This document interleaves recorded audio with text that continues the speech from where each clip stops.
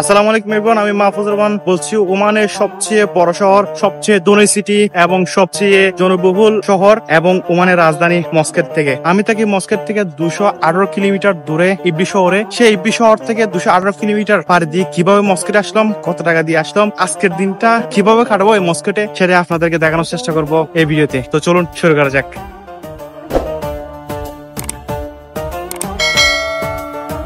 এখন সময় হচ্ছে ওমানের সকাল 7:30। আমি আছি ওমানের গ্রামাঞ্চল শহর ইব্বি শহরে। আমি যে শহরে থাকি আর আমার মহলের সামনে দাঁড়িয়ে আছি, মূলত ট্যাক্সির জন্য ওয়েট করতেছি, ট্যাক্সির জন্য অপেক্ষা করতেছি। আমরা মূলত এমনি রাস্তার পাশে এরকম দাঁড়াই, যেহেতু আমরা ডাইরেক্ট ওনাকে কল দিয়ে কন্ট্যাক্ট করছি যে স্টেশন থেকে এসে আমাদেরকে এখান থেকে নিয়ে যাওয়া, কারণ আমাদের এখান থেকে স্টেশন হচ্ছে 6 কিলোমিটার। তো সেজন্য ট্যাক্সিকে ডাইরেক্ট কন্ট্যাক্ট করছি যে এসে আমাদেরকে নিয়ে দেওয়ার জন্য। আমরা ভাড়াটা দিয়ে দেবো। তো মহলের সামনে অপেক্ষা করতেছি, আমি আর আমার একজন নেপালি ভাই যাচ্ছে, আমার সহকর্মী নেপালি। অপেক্ষা করতে হবে কিছুক্ষণ, ট্যাক্সি আসলে এরপর রওনা দিব। একটু পরে চলে আসলাম আমাদের ইব্বি শহরের সবচেয়ে বড় স্টেশনে। এটা হচ্ছে যে সেই স্টেশন যেখান থেকে মস্কের জন্য গাড়ি ছাড়ে। স্টেশনে আসার সাথে সাথে প্যাসেঞ্জার হয়ে যায় এবং আমরা রওনা দিই মস্কের উদ্দেশ্যে।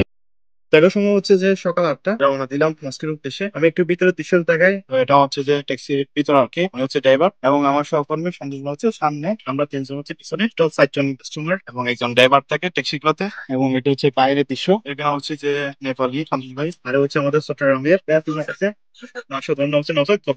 ওদিকে একজন আছে হচ্ছে যে হচ্ছে যে সিঙ্গাপুর না ইন্দোনেশিয়া। উনি হচ্ছে bro say hi, blue say hi, you in Korea, where are you from? Indonesia. Okay, উনি হচ্ছে ইন্দোনেশিয়া এবং আমরা দুজন বাংলাদেশে, যে নেপালি এবং হচ্ছে উনি হচ্ছে ওমানি। এটা সময় হচ্ছে যে এবং 8:06 সম্ভবত আমাদেরকে যেতে যেতে 2-2.5 ঘন্টা লাগবে। 10টা 7:30টা ব্যস্ত করে টিপি থেকে প্রায় মস্কেট 218 কিলোমিটার। সম্ভবত আমরা 8 কিলোমিটার আসছি, আরো 210 কিলোমিটার যেতে হবে। তো জায়গা যা কতটুকু যেতে পারি এবং দোয়া করবেন। হচ্ছে যে ট্যাক্সির ভিতরে দিচ্ছি আর কি। তো দেখা হচ্ছে যে যেতে।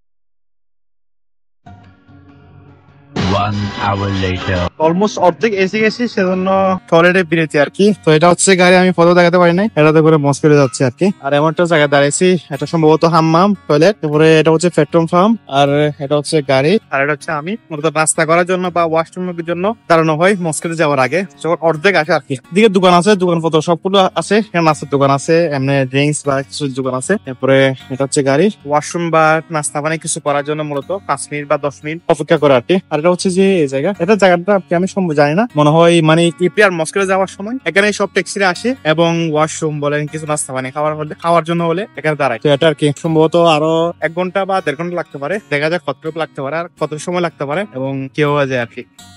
তো আসছে একটা সুপার মার্কেটে কিছু নাস্তা নেওয়ার জন্য, কেক খাওয়ার ইচ্ছে করতেছে এবং দেখি কোনটা নিতে পারি। কেক তো এটাই ভালো হবে, ড্রাই কেক, ড্রাই কেক ভালো হবে। এরপর এখানে ড্রিঙ্কস আছে, এখান থেকে ড্রিঙ্কস নেবো। क्या खाएंगे, लीजिए आप ड्रिंक्स लीजिए इधर से। क्यों नहीं, पेप्सी अच्छा होगा। नहीं पेप्सी इधर आम किंजा नहीं बॉस, किंजा नहीं, किंजा इधर से ले लीजिए किंजा। लेमन दीजिए मेरे को, लेमन, लेमन अच्छा होगा।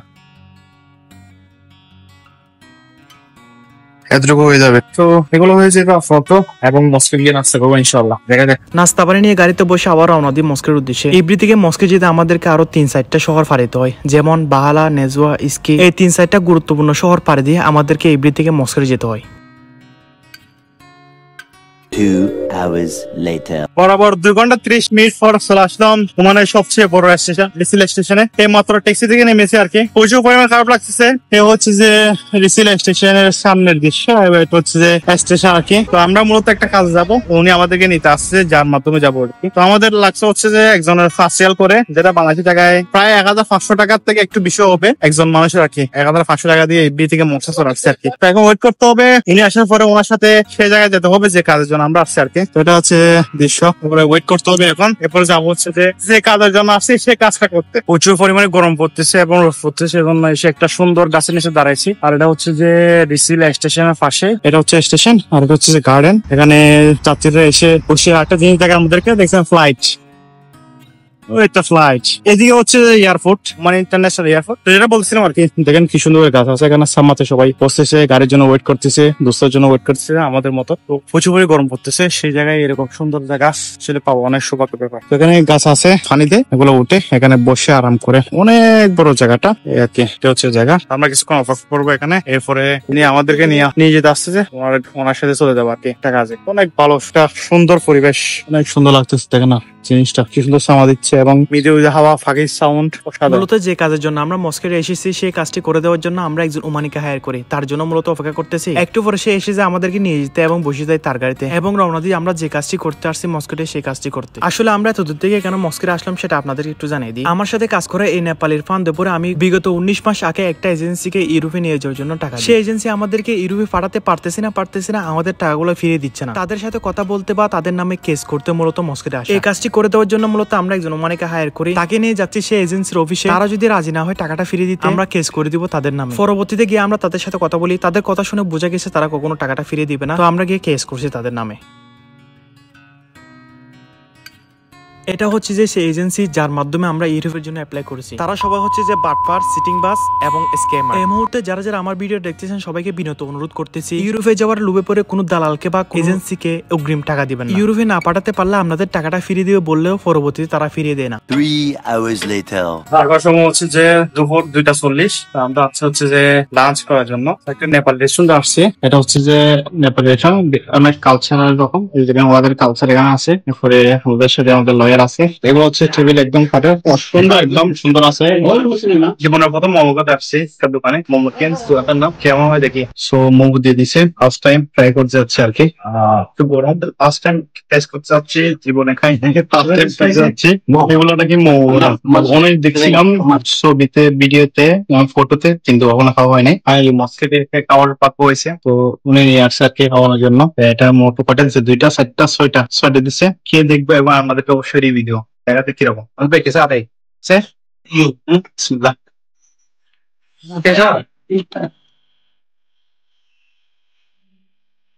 নাইস।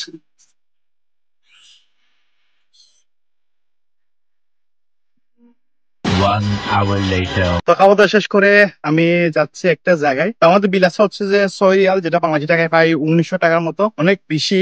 এতটুকু আমরা আশা করি নাই, এর চেয়ে অনেক কিছু খাই ভালো হবে। তাও জীবনে প্রথম না খাইছি, ভালো লাগছে। এবং যাচ্ছে হচ্ছে একটা জায়গায় যেখানে আমার মামা আছে মস্কারে, কিন্তু আমার একটাই আপন মামা আছে, 3 জনের মধ্যে একজন মস্কার থেকে। তো ওনার সাথে একটু দেখা করতে যাচ্ছি। আমাকে এখান থেকে প্রথমে যেতে হবে মানে সবচেয়ে বড় স্টেশন, রিসিল স্টেশনে, কারা থেকে আর কি। এখান থেকে যেতে হবে রামেশ, ওনার সাথে একটু গিয়ে দেখা করে আসতে হবে। এরপর চলে যাবো হচ্ছে যে আবার ইটিতে করতেছি। আর প্রচুর গরম পড়তেছে, দেখেন কি পরিমাণ গরম পড়তেছে আর কি অবস্থা হচ্ছে। তো যাওয়া যাক।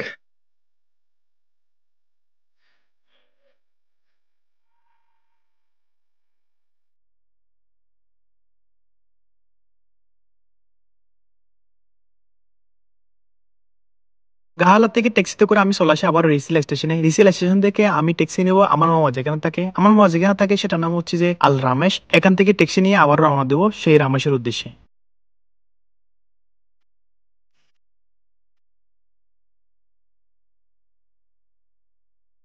তো ফাইনালি চলে আসলাম আমার মামা যেখানে আছে, মস্কেটের আল রামেশ এলাকায়। তো আমার মামাকে লোকেশন দিতে হচ্ছে যে একটা মার্কেট আছে আমরা পিছনে, এটা হচ্ছে চায়না ল্যান্ডমার্ক মল, এটার পাশে আছে বলছে ওনার রুম। এখন একটু খুঁজতে হবে। তো আমার কাছ থেকে 1 রিয়াল নিছে, 1 রিয়াল বলতে রিসিল থেকে আর কি, রিসিল থেকে এখান পর্যন্ত 1 রিয়াল নিছে, যেটা 320 টাকা। আমি যেখান থেকে আসলাম কুবরা থেকে হচ্ছে যে রিসিলে আসতে আমার থেকে 500 পয়সা নিছে, যেটা 160 টাকা। তো এখন আসছি মামার এরিয়াতে, ওনাকে একটু দেখে যেতে ইচ্ছা করতেছে, যেহেতু আমি চলে যাব। তো ওনার সাথে দেখা করে কিছুক্ষণ বসে এরপর চলে যাব, এবং চেক করতে হবে কোথায় পড়ছে ওনার রুমটা, সেটা খুঁজতে হবে। এরপর গিয়ে ওনার সাথে দেখা করতে হবে আর কি। আমি প্রথম মার্কেটে যাবো, এখান থেকে কিছু সামানপত্র নিবো মামার জন্য। এরপর একটা কার্ড নিবো, কার্ড নিয়ে কল দিতে হবে ওনাকে। সম্ভবত এদিকে লোকেশন, এদিকে দেখাচ্ছে, এদিকে কোথাও বাড়ি হবে, দেখি কোথায় খুঁজে পাই সেটা আর কি। আগে আমি মার্কেটে যাবো, মার্কেট থেকে সামান নেবো, এরপরে মামাকে কল দিব। তো দেখা হচ্ছে সেই সময়। চলে আসলাম মার্কেটের ভিতরে। আমি যতটুকু আশা করছি এর থেকে একটু বেশি সুন্দর। এটা কি সুন্দর দেখেন, মাশাআল্লাহ, সব জায়গায় আলাদা আলাদা। এদিকে হচ্ছে যে ফার্স্ট জিনিস, প্রবাসী কাপড়ের জিনিস, এবং সম্ভবত দিকে হচ্ছে যে সুপার মার্কেট, বিভিন্ন সামান নেওয়ার জন্য। অসাধারণ ভাই, অসাধারণ, সে লাগতেছে আসলে মার্কেটটা, অসাধারণ। এবং উপর হচ্ছে কিছু নেই, তবে সিম্পলের উপর শেয়ার লাগতেছে মার্কেটটা, আনএক্সপেক্টেড। আমি এতটুকু আশা করি না, আমি মনে করছেন নর্মাল থাকবে শেয়ার মার্কেট, তবেও অনেক সুন্দর, সেই করে সাজিয়েছে, সিম্পলের মধ্যে সেই করে সাজিয়েছে দেখেন। অনেক সুন্দর। আর ঠান্ডা তো কি বলবো, এসি তো চলতেছে মাশাআল্লাহ অনেক।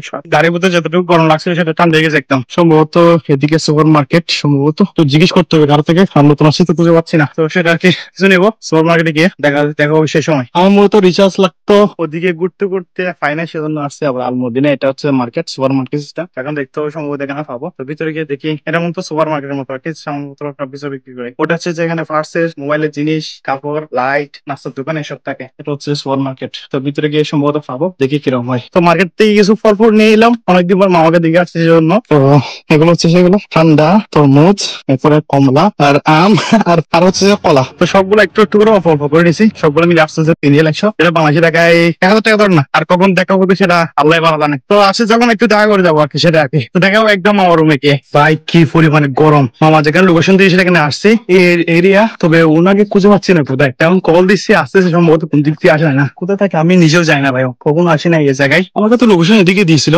এখানে দিয়েছিল, তো জানি না কোন দিক থেকে বাইর হয়। আমি তো এখানে দাঁড়িয়ে আছি, দেখি ওদের থেকে আসে। আমি কি বসবে এখানে, আরে গরম পড়তেছে ভাই। আমার সময় হচ্ছে যে 1:30, প্রচুর মানে গরম পড়তেছে। তো দেখি অপেক্ষা করে দেখুন। 1 hour later. ফাইনালি পেয়ে গেলাম মামাকে, ওনার গাড়ি এটা, এবং গাড়িতে করে চলে আসছি। জানি না এটা সম্ভবত দোস্তের বাসা মনে হয়, এখানে আসছে দেখার জন্য। হচ্ছে আমার বড় মামা, যিনি আমাকে লালন পালন করছে এক সময়। 2 hours later. মামার সাথে 2 ঘন্টা অতিবাহিত করার পরে আমি আবার রওনা দিলাম রিসিলের উদ্দেশ্যে। যেহেতু কালকে আমার ডিউটি আছে সেজন্য আমাকে ব্যাক করতে হবে ইব্রিতে। অনেকবার বলার পরেও মামার কাছে এক রাত থাকতে পারলাম না, অনেক খারাপ লাগতেছে। আমাকে একটি ট্যাক্সিতে উঠিয়ে দেয় এবং রওনা দিই রিসিল স্টেশনের উদ্দেশ্যে।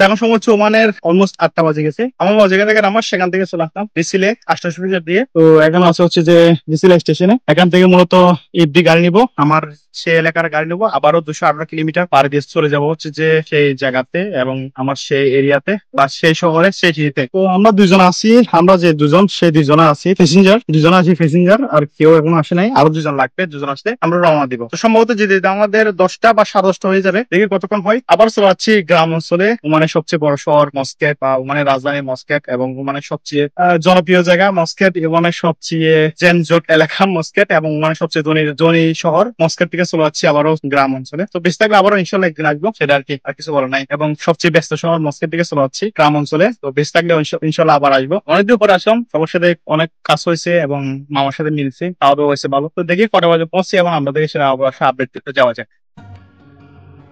একটু পরে আরো 2জন প্যাসেঞ্জার চলে আসে এবং আমরা রওনা দিই আমি যে শহর থাকি ইবরি শহরের উদ্দেশ্যে। কাজের ব্যস্ততার কারণে কোথাও গিয়ে আপনাদেরকে কোনো কিছু দেখাতে পারি না, যতটুকু পেরেছি এই ভিডিওতে তুলে ধরার চেষ্টা করেছি। ভুল হলে মাফ করবেন আমাকে, এবং দেখা হবে আপনাদের সাথে একদম রুমের সামনে গিয়ে। 3 hours later. তো এখন সময় হচ্ছে যে মানে রাত 11:38, এইমাত্র আসছি রুমে। তো আমরা মস্কেট থেকে একদম মহলের সামনে চলে আসছি। আমার থেকে 5,500, একজন থেকে 5,500 করে নিছে, যেটা বাংলাদেশি টাকায় 3,1500, প্রায় 1600-1700 টাকা নিছে আর কি। এই হচ্ছে যে পুরো ব্লগ ভিডিওটা থেকে মস্কেট বা মিসকেট থেকে ইবরিতে আসার, এবং মস্কেট কি করছি। তো কিরকম হয়েছে অবশ্যই কমেন্ট করে জানাবেন। যদি ভালো হয়ে থাকে একটা লাইক করে দিন, আর চ্যানেল নতুন হয়ে থাকলে অবশ্যই সাবস্ক্রাইব করে দিন। তো দেখা হবে নতুন সময় নতুন ভিডিওতে। এখন গিয়ে ঘুমাতে হবে। আপনারা ভালো থাকবেন, আমার সাথে দেখা করবেন। আল্লাহ হাফেজ।